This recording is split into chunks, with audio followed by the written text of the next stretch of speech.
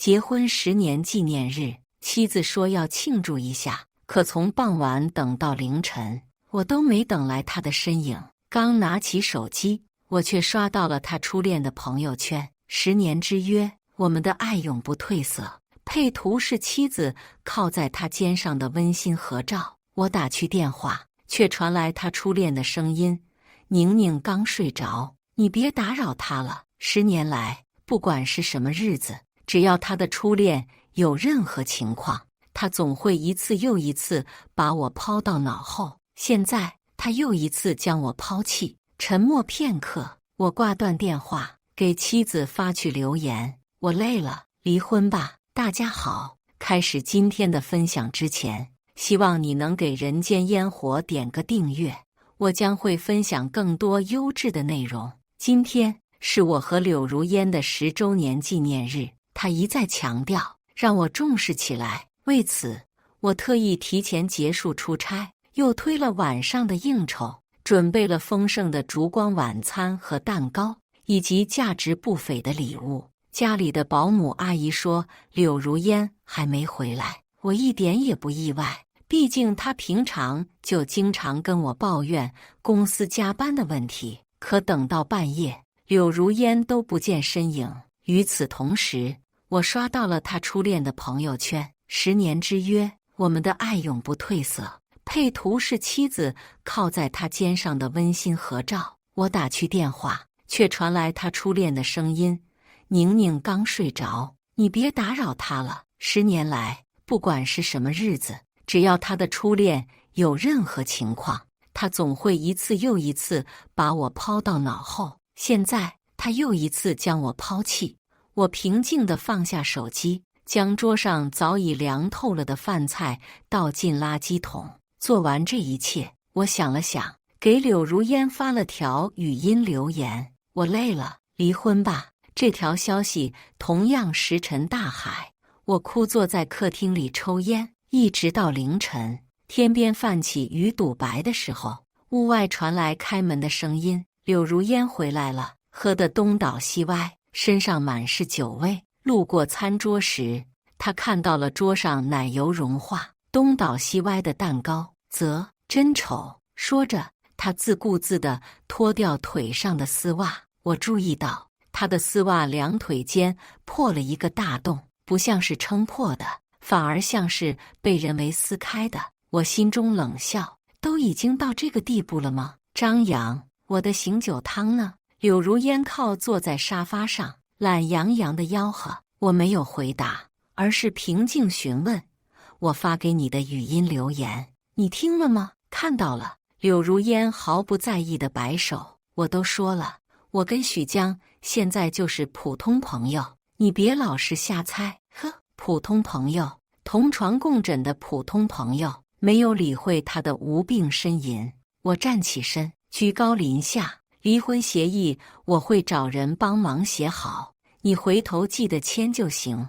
柳如烟猛地抬起头，眼里满是暴躁，似乎是受到酒精的影响。他摇摇晃晃起身，指着我的鼻子破口大骂：张扬，不就是没陪你过结婚纪念日吗？你至于这么小肚鸡肠？大不了回头我不记你总行了吧？原来他还记得昨天是我们的结婚纪念日。我冷笑：不用了，去陪你的朋友吧。说完，我径直走入卧室，并将房门反锁。柳如烟在外面大喊大叫，无非就是些羞辱我的话，我并没有在意，只是心底默默盘算离婚的事情。我和柳如烟大4的时候在一起，熬过了毕业就分手的魔咒，最终步入婚姻殿堂。婚前，他跟我坦白自己和许江的事，他们2人是在刚入学时认识的。那时候，柳如烟因为家庭变故，一度濒临退学打工的局面。可当时身为她男朋友的许江，不仅没有提供任何帮助，还立马跟她分手撇清关系。甚至为了防止柳如烟纠缠自己，他直接让家里给他办理了出国手续。而那时的我，也只不过是一个农村出来的穷小子，平时生活费都是紧巴巴的，一旦遇到需要额外支出的部分，就得自己省吃俭用，开源节流。但是得知他的遭遇后，哪怕那时我知道他对我并无好感，我还是义无反顾地站了出来，不仅将自己整整2年勤工俭学的钱拿出来帮他交了学费，甚至连生活费都分他一半，只为了他不吃苦。现在想起来，自己真是个愚蠢到极致的舔狗。之后，他家的条件好转后，一次偶然的机会，我见到了他的父母。在二老的撮合下，我们俩人顺利走到了一起。可就在我们婚礼前夕，许江回国了。婚礼前一天，许江给柳如烟打了电话，说自己后悔了，很想他。柳如烟将他狠狠臭骂了一通，可挂断电话后，他却哭得格外伤心。我本以为事情到这里就算结束，可婚礼上，柳如烟却姗姗来迟。宴请完宾客，他又以公司有急事匆匆离去，整整1个礼拜都没回家。直到后来一次偶然，我遇到他公司的同事，才知道他这1个星期根本没去过公司。我打电话给他，他告诉我，公司领导临时安排出差，本着新婚夫妻应当互相信任的原则，我没有太多怀疑。可挂电话前，我分明听到电话那头的柳如烟嘤咛了一声：“怎么了，老婆？”我担心地询问，柳如烟却没有说话，而是过了大概3分钟左右，才似乎从牙缝里挤出一句：“没事，撞到脚。”现在想起来，我真是个傻逼。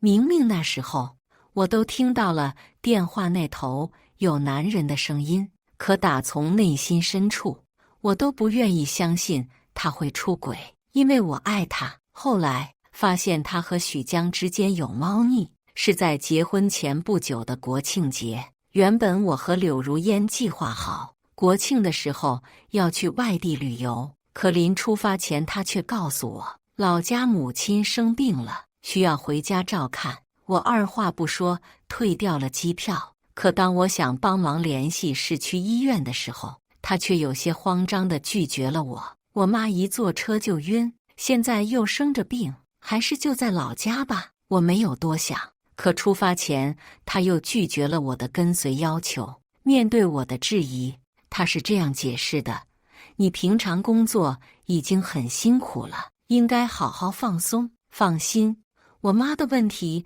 我自己可以解决的。”我当时很感动，觉得自己的老婆简直是世界上最善解人意的女人。可那时的我并不知道，当自己在酒桌上和兄弟吹嘘自己老婆有多好时，当事人正在和他的初恋在酒店疯狂苟合，纵情狂欢。和兄弟玩了几天后，我给柳如烟打去电话，可电话那头却始终无人接听。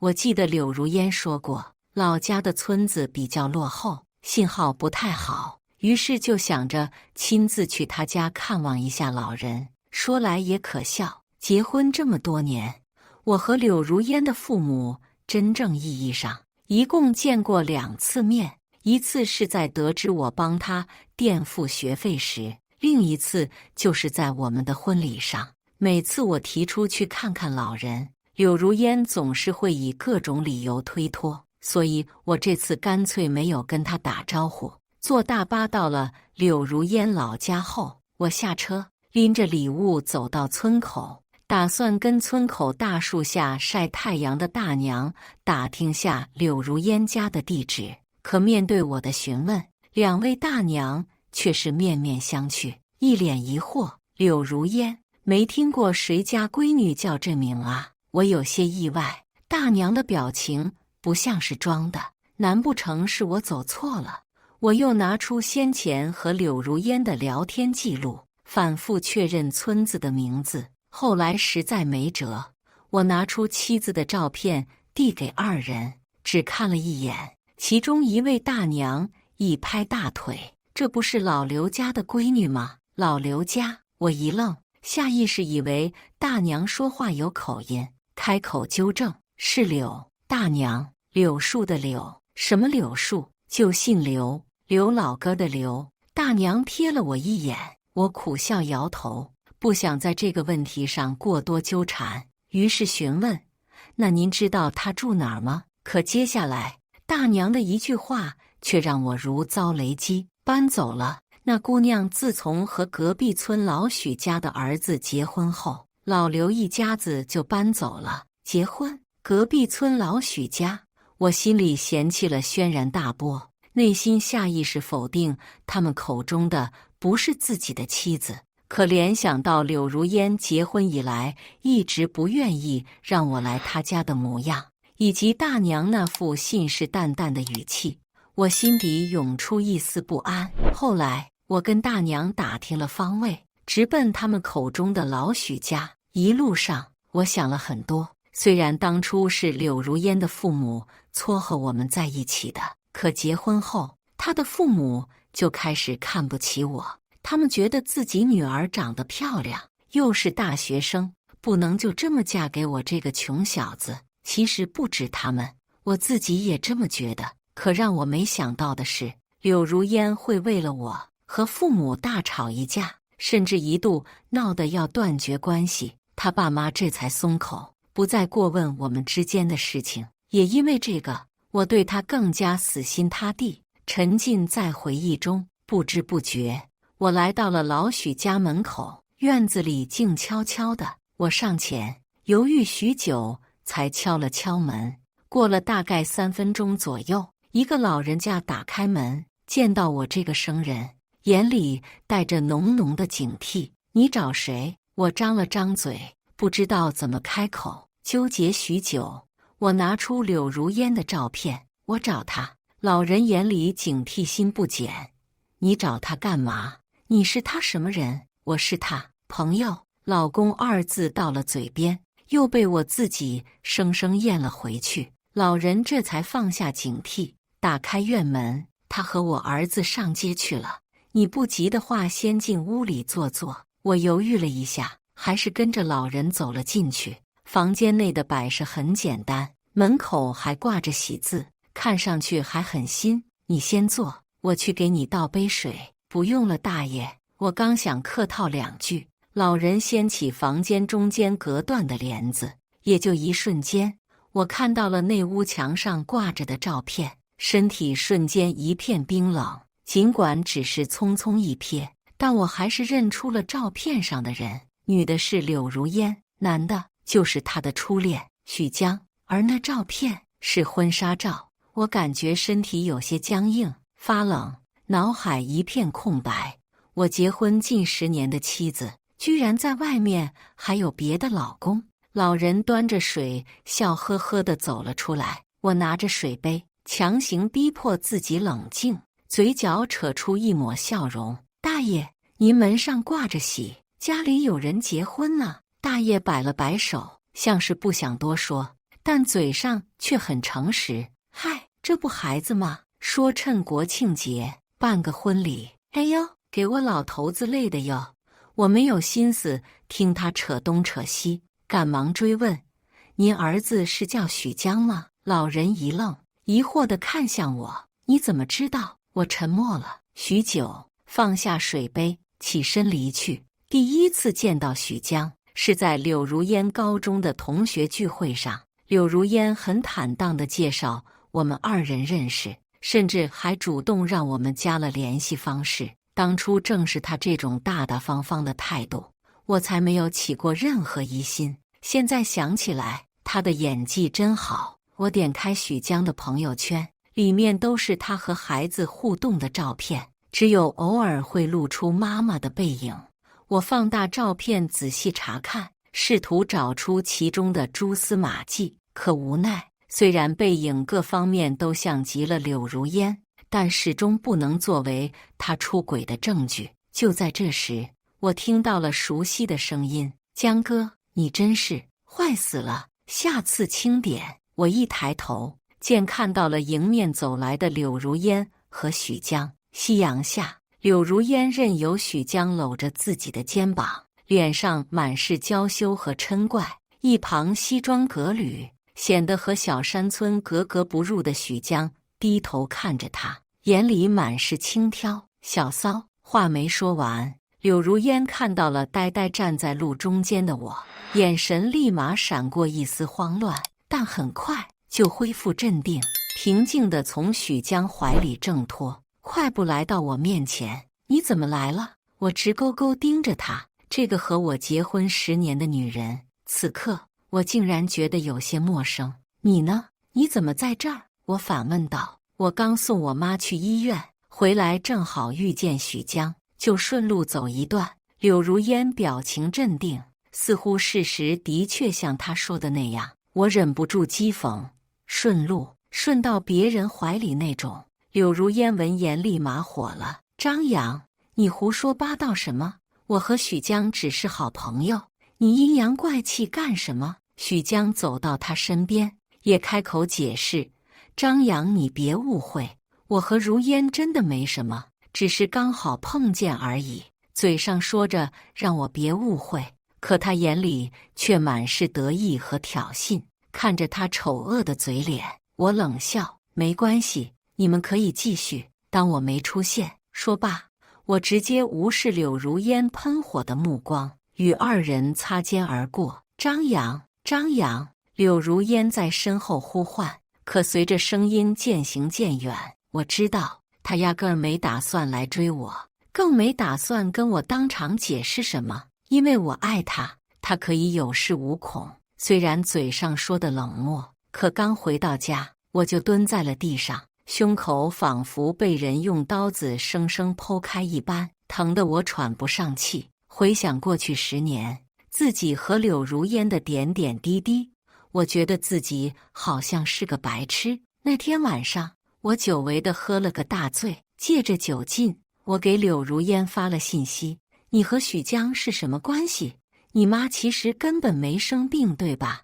我话说的已经很委婉，毕竟结婚10年，我还想给彼此留点最基本的体面。可不到1分钟，电话就打了过来，是柳如烟。一接通，她开口就是质问：张扬，你什么意思？你怀疑我是吧？她的语气中带着强烈的责备，隐约透露出些许虚张声势。我不是跟你说过吗？我和许江就是好朋友关系，好朋友之间搂一下怎么了？我们结婚这么多年，你居然还不信任我？你真的有把我当成妻子吗？你太让我失望了。说完，电话啪的一声挂断。从头到尾，我都没能插进去一句话，或者说，仅仅因为我一句话，他破防了。那一通责备，好像犯了错的人是我，不是他。我觉得有些可笑。其实我也很想知道，这么多年，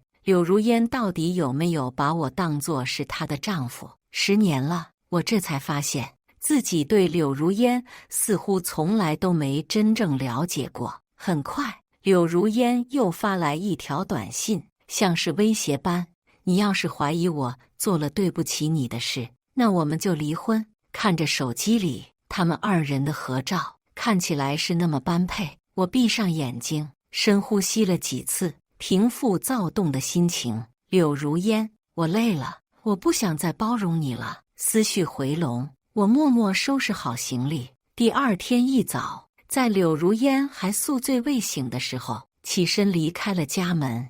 她也并没有主动联系我，又也许她甚至没发现我不在家。律师的效率很高，很快我就收到了离婚协议，转头发给了柳如烟。很快，她的电话就打来了：张扬，你没完了是吧？还真打算跟我离婚？她的语气中满是不耐和烦躁。你就算吃醋，也要有个度吧。都说了，许江昨天不舒服，我就陪陪他，你差不多得了。等他喋喋不休的抱怨声停下来，我才慢条斯理地开口：首先，柳如烟，我没有心思跟你吃醋。其次，离婚是你国庆的时候提出来的。最后，我顿了顿，平静开口：许江也需要一个名正言顺的身份，不是吗？说完这句话，我直接挂断电话。可很快，柳如烟又打了过来，我死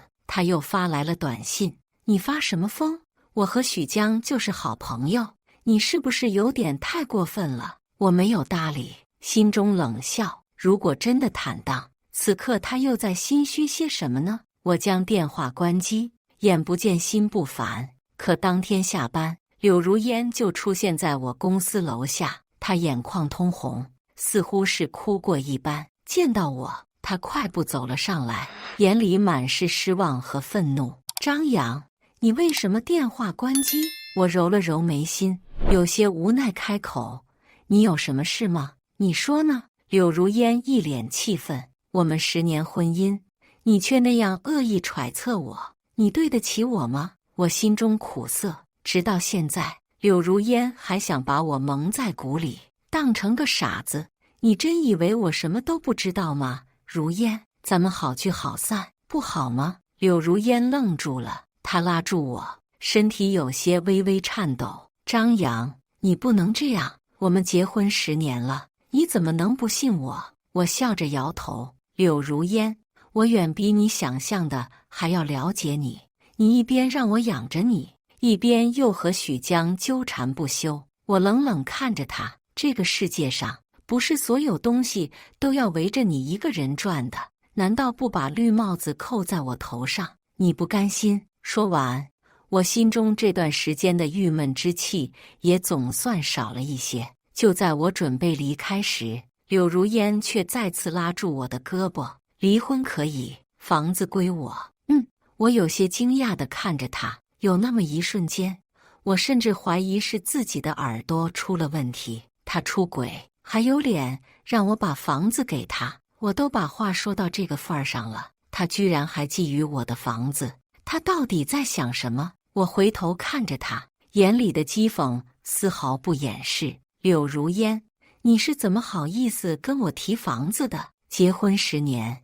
我还是第一次用如此嫌弃的语气和柳如烟讲话。柳如烟明显有些难以接受，脸色也是难看之极。按照以往的习惯，她只要稍微说个软话，我就该立刻原谅她。可现在我却毫不在乎，她伪装不下去了，气得对我破口大骂：你还有没有良心？别忘了，当初我为了嫁给你，吃了多少苦，现在连套房子都舍不得给，老娘当初真是瞎了眼。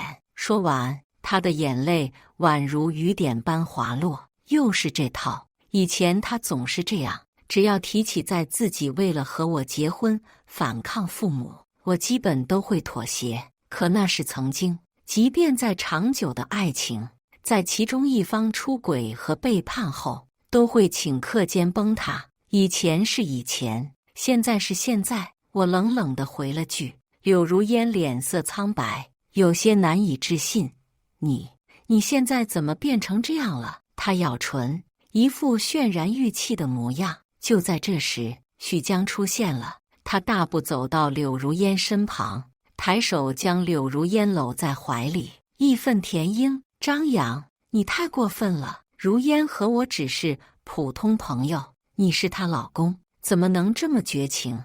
柳如烟哭得更加伤心，整个人都靠在了许江的怀里。看着做作的二人，我顿时没了纠缠下去的心思，留下一句记得签离婚协议后起身离开。但我知道柳如烟不可能这么轻易放弃，先不说她的家庭，就光是她本身这么多年被我宠得无法无天，她就不会那么轻易善罢甘休。当初若不是因为我出钱，她在大一的时候就会被赶回家嫁人，后续也是因为有我和许江，她的日子才过得好一些。毕竟大学时，她的父母甚至连生活费都不愿意给。而柳如烟之所以会跟我提出房子，是因为婚前我曾跟她说过，如果婚后有一方出轨，另一方就净身出户，如果没有，则猜测的那方净身出户，很公平。只是没想到，现在却成了他从我身上捞钱的托词。柳如烟始终没有签署离婚协议，面对我的再三催促，他用各种理由推脱。直到昨天，他跟我表示，只要回家和他吃顿饭，就同意离婚。为了尽快摆脱他，我决定赴宴。回到久违的家，一打开门，一股饭菜的香味扑鼻而来。探头朝里面看，只见柳如烟穿着围裙，一副贤妻良母的模样，手里正端着2盘刚出锅的菜肴。四目相对，她冲我露出一个柔和的笑容。回来啦，先坐，汤马上就好。我有些诧异，当初嫁给我的时候，柳如烟曾说过她有洁癖，闻不了油烟味，所以平时在家都是我做饭，要不然就是点外卖。过去10年，柳如烟给我做饭的次数屈指可数。我现在才知道，她的厨艺很好，活学在我看不见的地方，她经常给别人做饭，又或者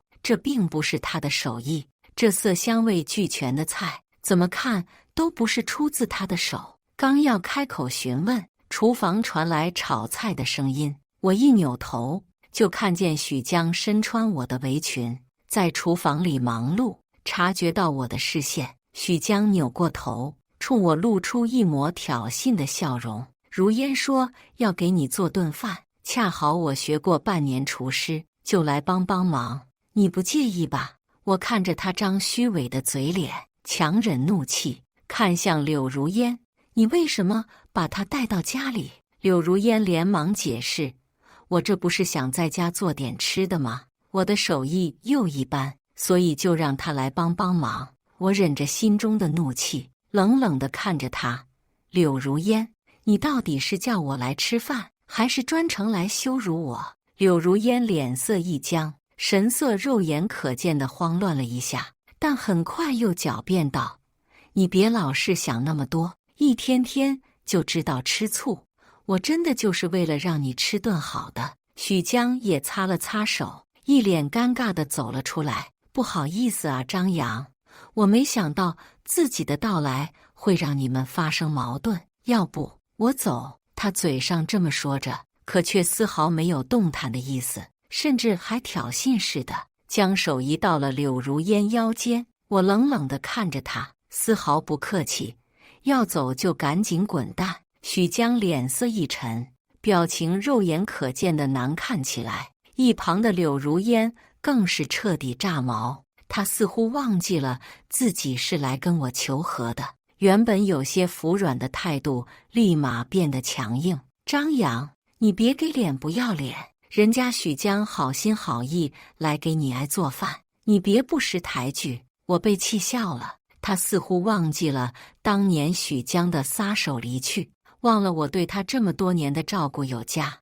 现在反过头来为了自己的初恋来呵斥自己结婚10年的丈夫。他的话就像压垮骆驼的最后一根稻草，我彻底对他死心了。我疲惫地扶额苦笑，这一刻我有些后悔自己答应了这场荒唐的晚宴。如果没什么事，我先走了，饭我就不吃了。说完我就打算离开，可柳如烟却再次拦住了我。你什么意思？我看着他，平静开口，柳如烟，现实点不好吗？你根本就不爱我，你今天叫来不就是为了家里这套房子吗？柳如烟咬了咬唇，你明知道我说的都是气话，你怎么能当真呢？说着他又激动起来，泪水在眼眶里打转。我有些佩服他，以前怎么没发现他还有这种演技？就因为许江吗？我和他真的只是朋友。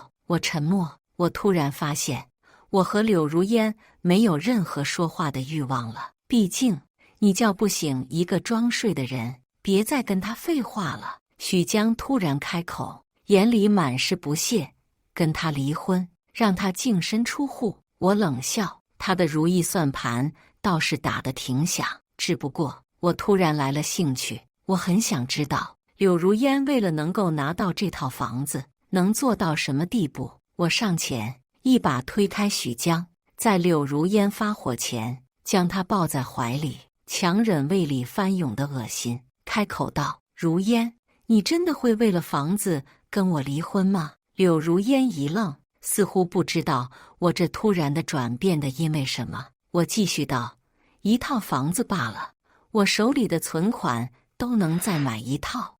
我只是不喜欢你跟这个姓许的离得这么近。”许江愣住了，柳如烟目光闪烁，看了眼许江，又看了看我，似乎很纠结。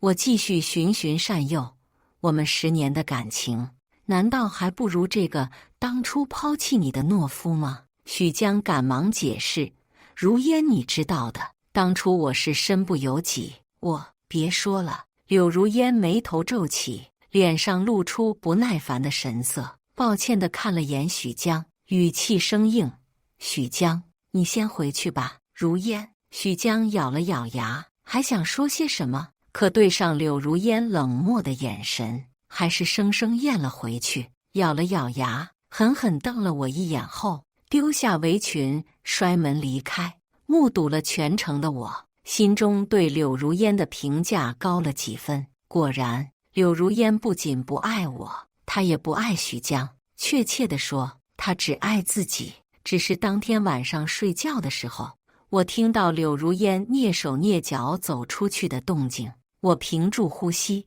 贴在门上。屋外传来柳如烟焦急的解释：“我不是为了多拿到点钱吗？你放心，我爱的人永远是你。”我冷笑：“这两人简直可以去参加奥斯卡了。既然你们想玩，我就陪你们好好玩。”第二天一早，柳如烟的父母就找上了门。他们齐齐站在我家门外，眼神里带着兴奋和讨好。“老公，你回来啦！”柳如烟很热情地扑了上来，抱着我的胳膊，一个劲儿撒娇。我扭了扭僵硬的身子，不留痕迹地将胳膊抽出。“怎么把伯父伯母都叫来了？”柳如烟小心翼翼地开口：“你昨天不是答应买套房吗？”我心中冷笑，但面上却是恍然大悟。原来如此。柳如烟的爸妈搓着手，一脸激动：“我当初就说，把女儿托付给你是对的。”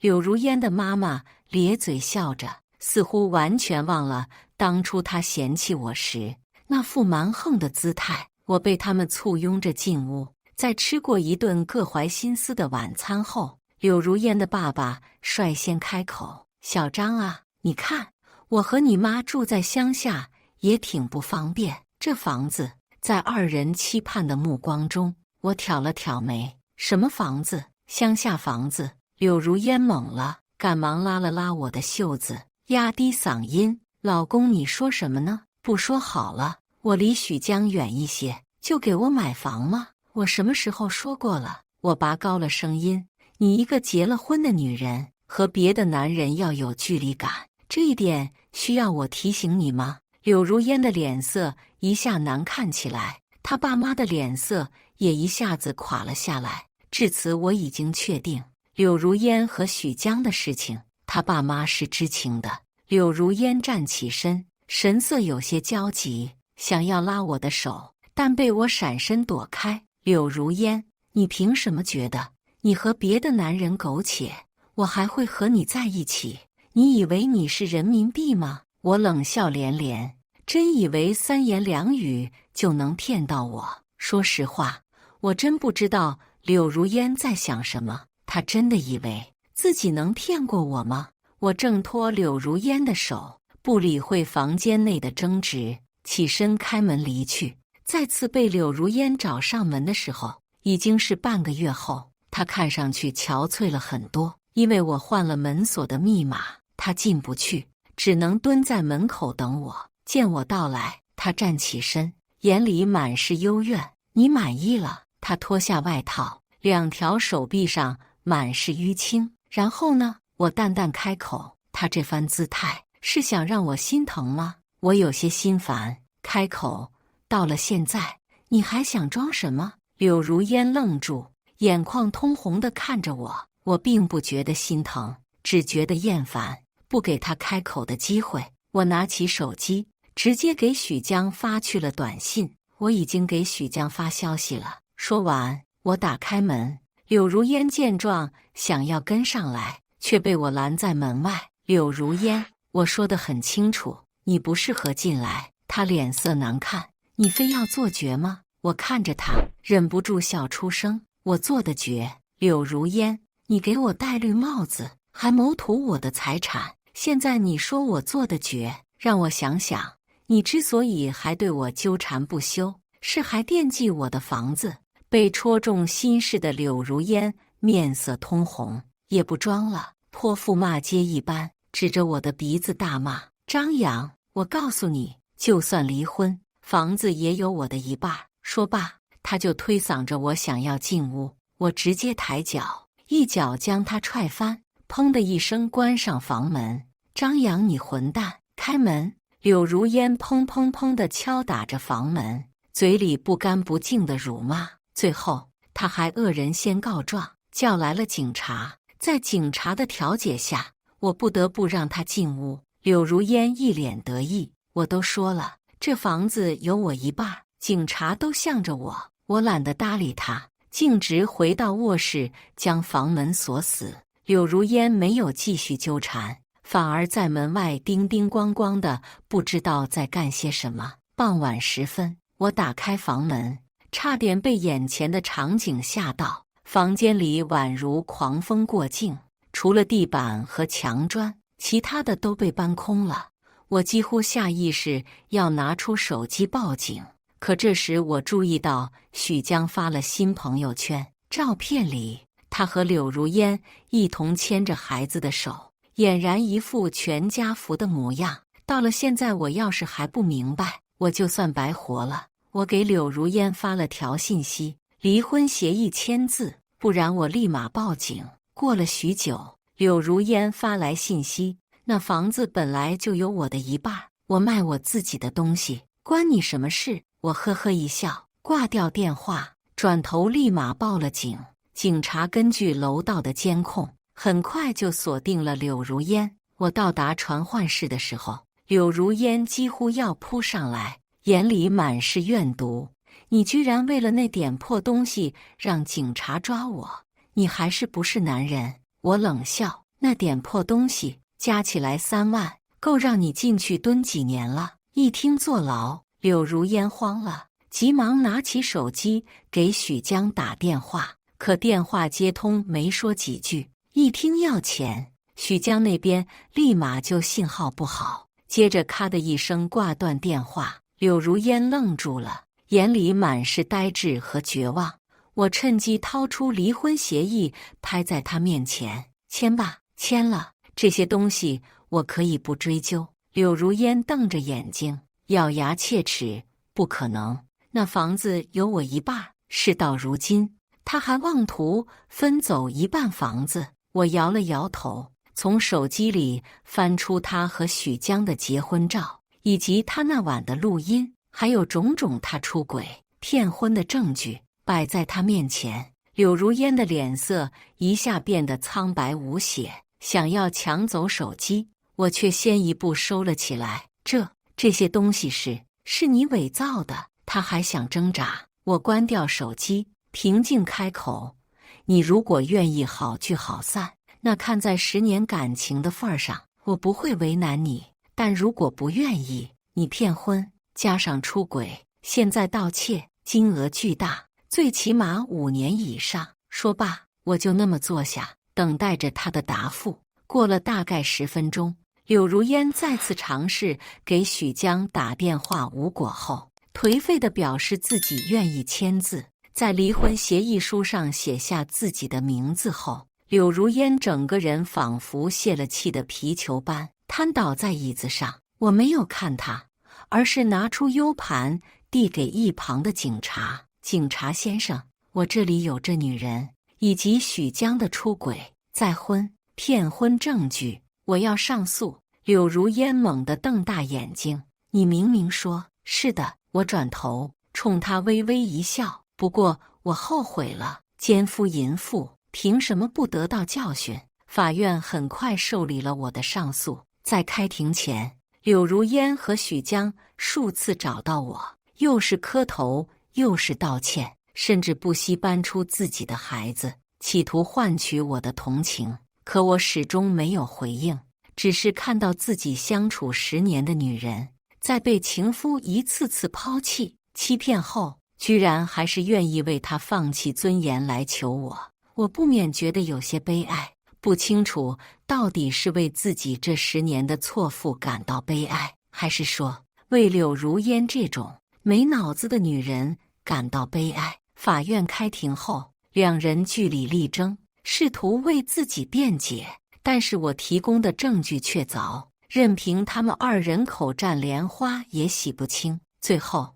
，2人因为重婚罪以及骗婚、盗窃等多项罪名锒铛入狱。在监狱里，我最后一次去探望了柳如烟，仅仅1个礼拜，她整个人就瘦得脱了相，看样子在里面的生活并不好过。面对我的到来，柳如烟情绪格外激动：“你这该死的混蛋，都是因为你，都是你害的，你不得好死！”我默默放下电话，看着有些癫狂的他，摇了摇头，起身离去。也许他永远觉得自己是对的。一旁的民警告诉我，许江想见我一面。我笑了笑，让他见鬼去吧。以上就是今天分享的故事，大家有什么想说的、想吐槽的，欢迎在下方评论交流，也更希望能给人间烟火点个订阅，我将会分享更多优质的故事内容。